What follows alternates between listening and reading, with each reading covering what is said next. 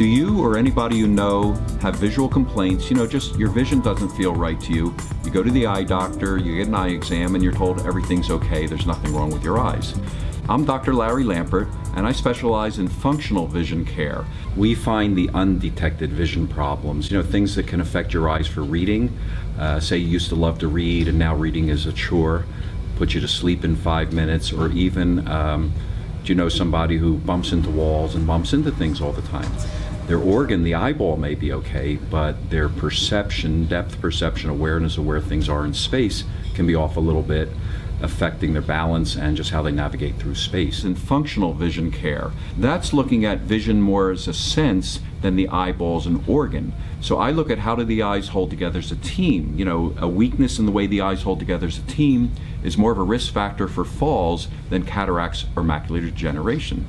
So that's one of the biggest things I find here at Regents Park is convergence insufficiency. Again, the inability of the eyes to hold their convergence together well.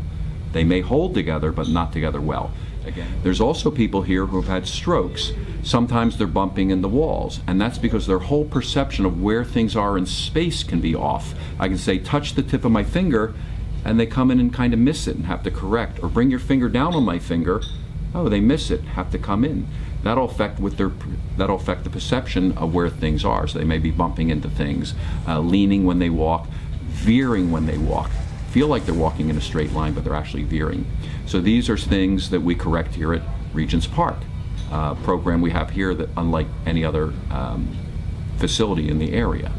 So I do a test here where I have a light and these red-green glasses. Patient puts these on.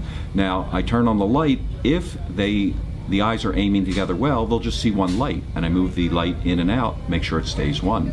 If it goes into two, that means the eyes have stopped working together, or the aiming of the eyes together is low or not well, or not good. And that basically is the convergence insufficiency. Another thing we look at is visual midline shift syndrome.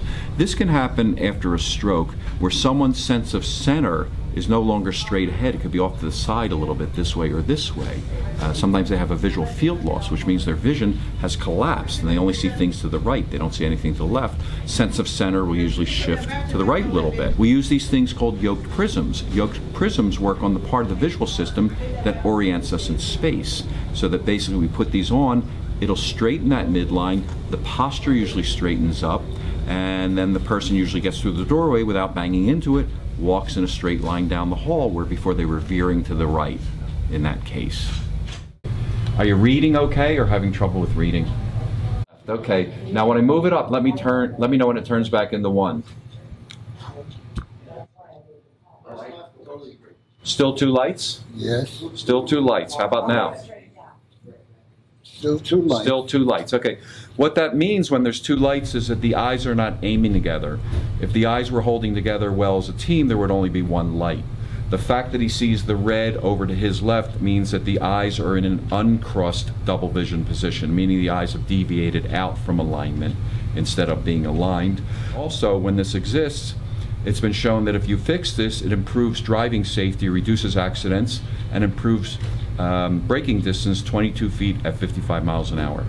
What we're going to do now is look for what's called Purkinje images in the front of the eye, or the reflections off the cornea. So you're going to look right at this light, and as I move it in, I'm watching the reflections of the light in the cornea, and then as I move it in, he keeps his eye on the light, and we see now, keep your eyes on the light, keep your eyes on the light, keep your eyes on the light. You can see where the left eye is turned in towards the light, but the right eye has drifted out. So the eyes are not holding together well as a team. Do you see one or two lights? Two. Two lights. All right, let me know if it turns into one. One. One out here. Okay, good.